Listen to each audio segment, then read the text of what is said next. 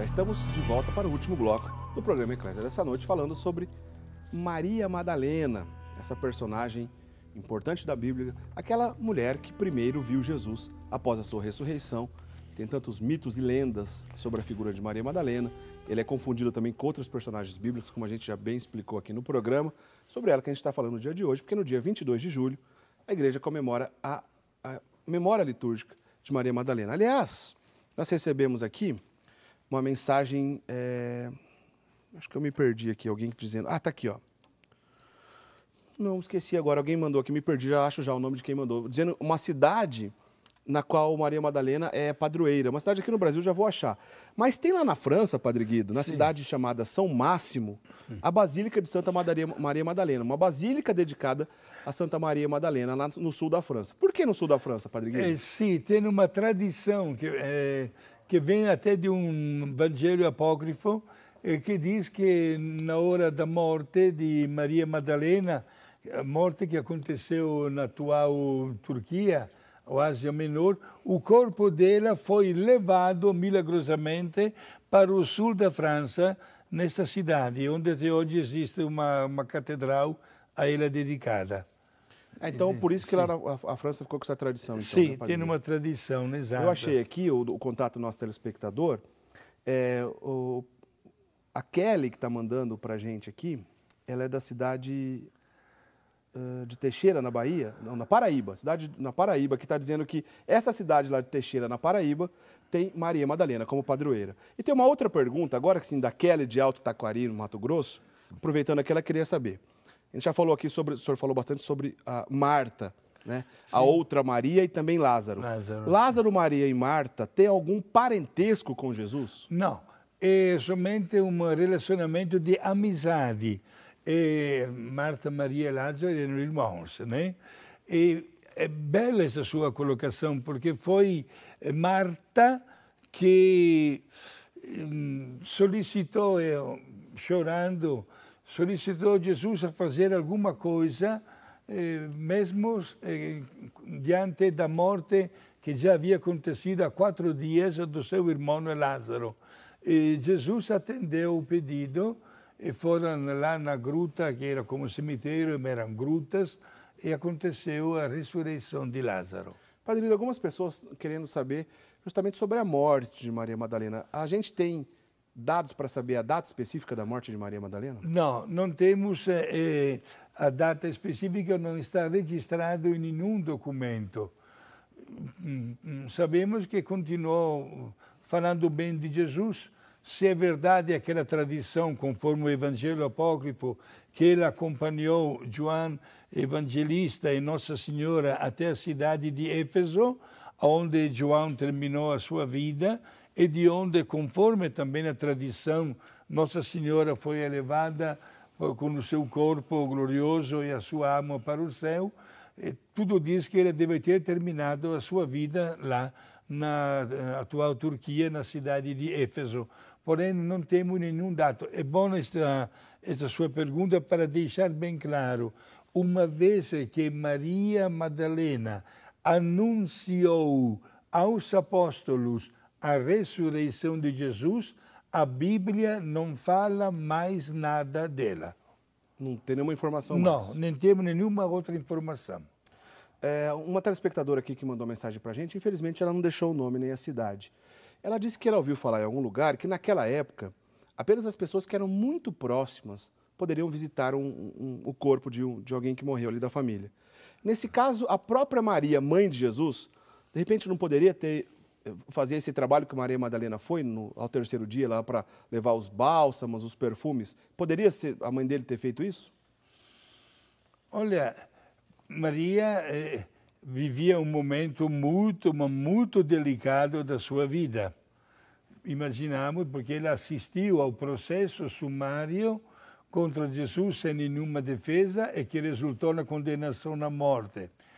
Depois retirou-se na sua casa lá em Jerusalém, digamos assim, chorando, também, talvez recebendo o conforto de outras mulheres, não custa nada pensar nisso. Aliás, tem uma tradição, mais um evangelho apócrifo, que diz, Eric, que até o mesmo Pedro, após ter negado por 3 vezes de conhecer a Jesus, e o galo cantou, ele começou a chorar, saiu daquele lugar, e uma tradição apócrifa diz que ele foi encontrar conforto na casa onde estava Nossa Senhora.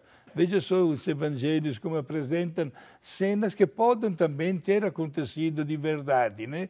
Estava super arrependido, com o coração quebrado, coitado do Pedro, e foi na casa de Nossa Senhora. Agora, o que desperta não somente curiosidade, mas sobretudo a maneira de avaliar o amor de uma pessoa é esta característica de Maria Madalena, que ainda antes da luz do sol nascer, ela já estava a caminho, ela não dormiu aquela noite. É justamente a dúvida, não ficou bem claro aqui, para Estela Maria Suzart, ela é de Ipial, na Bahia, ela não entendeu bem aqui. Quando foi exatamente que Maria Madalena foi ao encontro do corpo de Jesus? Sim. E aí uma dúvida, Padre Guido, que é muito recorrente aqui no programa, que talvez a gente não vai ter tempo nem de responder com calma, deve ficar para um outro programa, mas se o senhor puder dar uma pincelada aí, eu agradeço. Pelo fato do dia que ela foi visitar o corpo de Jesus e também o dia da ressurreição, se o senhor explicar bem quando aconteceu, se foi no sábado ou no domingo, e qual desses dias que devemos guardar, o sábado ou domingo? Foi exatamente no domingo. Por que no domingo? Por que deixou passar o sábado? Porque o sábado era dia festivo. O sábado, na época de Jesus, ninguém podia fazer nenhum trabalho. A lei era muito rigorosa, inclusive a lei proibia a exposição de cadáveres de pessoas mortas na cruz. É porque Pilatos, vendo que estava chegando o dia de sábado, que começava, repito, às 6 da tarde, mandou quebrar as pernas dos 3 que estavam na cruz, porque pensava que, exatamente, né, pensava, é assim mesmo, quebrando as pernas, com todo o sangue que era derramado e perdido, chegava logo a morte. Quebraram as pernas dos 2, mas de Jesus não, porque já estava morto. Alguém poderia perguntar, mas por que Jesus já estava morto? Porque os outros 2 não tinham sido flagelados, não tinham sido coroados de espinhos, ao passo que Jesus tinha recebido também, entre aspas, até na flagelação, a lei falava de 39 chicotadas, somente o Santo Sudário, que existe até hoje, registra 111 chicotadas. Imagina como foi reduzido Jesus. Estava já morto, um soldado lhe abriu o peito, né, com uma lança, né? E os corpos deviam ser jogados naquele abismo chamado Gehenna, porque perdia o direito, o crucificado perdia o direito da sepultura. Por isso, quando se abriu uma exceção para o caso de Jesus, as mulheres não podiam trabalhar naquela noite ou no dia seguinte, porque era sábado. Mas, com certeza, naquele sábado, Maria Madalena foi logo comprar até o perfume e olha, a primeira coisa que ela fez, deixou de lado até o merecido descanso noturno entre sábado e domingo, e nas primeiras horas do dia do domingo foi lá. E sendo que, para responder agora aquela senhora, né? Sendo que Jesus ressuscitou de domingo, e a ressurreição de Jesus é a maior de todas as solenidades religiosas cristãs, os primeiros cristãos começaram a comemorar o evento da ressurreição no dia do domingo, lembrando a ressurreição de Jesus. E até que entrou na história do calendário religioso de todos os cristãos do mundo. Por isso que o sábado, dia santo do Antigo Testamento, passou para o domingo no Novo Testamento, devido à ressurreição de Jesus que aconteceu de domingo. O Padre Guido, essa questão também dos evangelhos apócrifos, quais são os livros corretos e por que a igreja chegou nesses livros que compõem o cânon bíblico, ou seja, os livros oficiais, seja do Antigo ou do Novo Testamento, que a igreja aceita como divinamente inspirados. Muitas perguntas, para citar 2 telespectadores aqui, por exemplo, o Diego Caproni, de Machado, Minas Gerais, e também o David, de Pedro Teixeira, também de Minas Gerais, esse tipo de dúvida. Como a gente saber num evangelho apócrifo, o que a gente pode admitir como verdade? Se a gente pode ler o evangelho apócrifo com a mesma ênfase dos evangelhos canônicos. Como é que funciona essa relação aí, Padre Não, Guido? a igreja passou por um exame, uma análise muito séria e também usamos a palavra escrupulosa.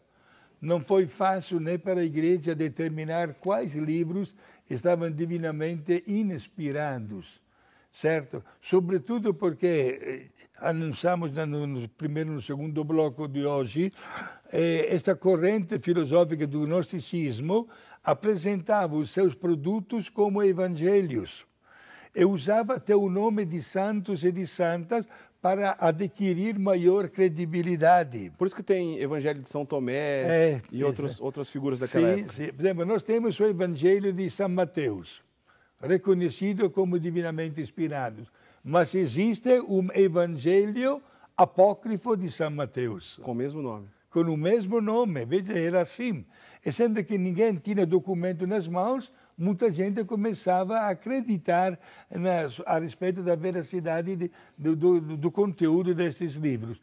A igreja analisou com muito rigor todos os documentos históricos e chegou a esta definição. E olha que este processo da igreja continua até hoje quando se trata de colocar sobre os altares um santo ou uma santa. Uma parte do processo é destinado, o processo de canonização, é destinado à análise de tudo o que este santo ou santa escreveu, para ver que tudo o que escreveu bate perfeitamente com o conteúdo da doutrina cristã.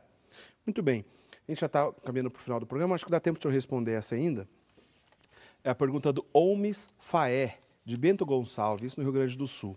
Ele está dizendo aqui, Padre Guido, perguntando sobre o fato de Jesus ter se revelado após a sua ressurreição, ter aparecido pela primeira vez para alguém após a sua ressurreição para uma mulher, se também está embutido aí o desejo de que Jesus fosse transmitido, na qual as mulheres também o podiam seguir, já que os apóstolos só eram homens.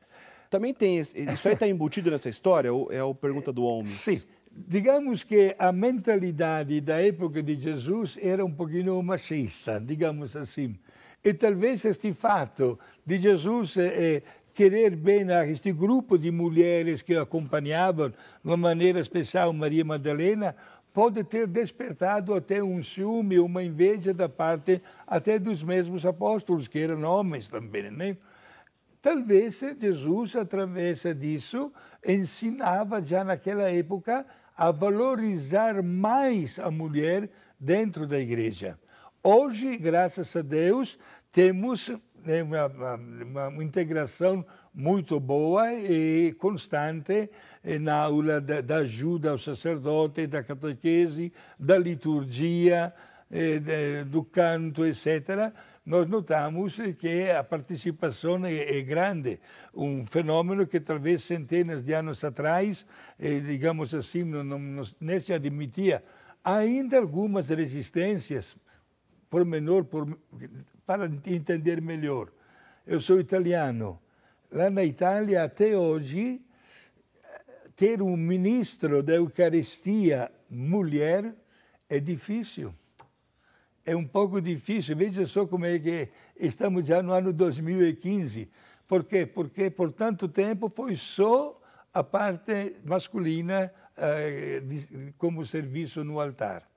Entendeu? Mas é claro que Jesus, com esse relacionamento próximo com essas mulheres, no sentido de seguidoras dele mesmo, mudou um período na qual, naquela época, ainda era mais difícil e as mulheres não tinham tanto acesso a esse tipo de cultura. Né, exato, e nós notamos isso exatamente na postura que ele, não só tendo tirado o demônio da Maria Madalena, como também com aquela expressão maravilhosa e sábia, quando ele disse a respeito daquela mulher adúltera: quem de vocês estiver sem pecado, seja o primeiro a tirar a pedra, né? E sabemos que todo mundo se mandou, ninguém. Por isso... Muito bem, Padre Guido, a gente já está chegando no fim do nosso programa. Dá tempo do senhor nos dar a bênção, por favor, encerrar para a gente o programa nos dando a bênção. Queremos parabenizar as irmãs do Mosteiro de Piratininga, que estão programando a festa de Santa Beatriz. Vamos participar no dia 23 de agosto, né? E também as nossas amigas, a Gisele, Keine Isaías, Helene e Cristina Vitalino de Bauru. E parabéns para Cristina e Roberto Lorenz de Teófilo Otoni pela passagem de aniversário do vosso feliz casamento. Um grande abraço. E a todos vocês, prezados amigos telespectadores, meu abraço fraterno e, como sempre, a bênção de Deus Pai, Filho e Espírito Santo. Amém. Amém. Obrigado. Agradecendo também a Ellen Rodrigues, da cidade de Terezinha de Monte Sião, em Minas Gerais. Agradece pelo programa, em nome dela aqui, todos os telespectadores na qual a gente não deu tempo de ler. E agora há pouco eu disse lá daquela paróquia, lá da Paraíba, da cidade de Teixeira, na Paraíba, que tem como padroeira Santa Maria Madalena. Quem mandou o recado foi o José Robson Nunes Gomes, que está dizendo que todo mundo da paróquia lá parou para assistir, já que Santa Maria Madalena é a padroeira deles. Um abração para todo mundo aí, viu, José?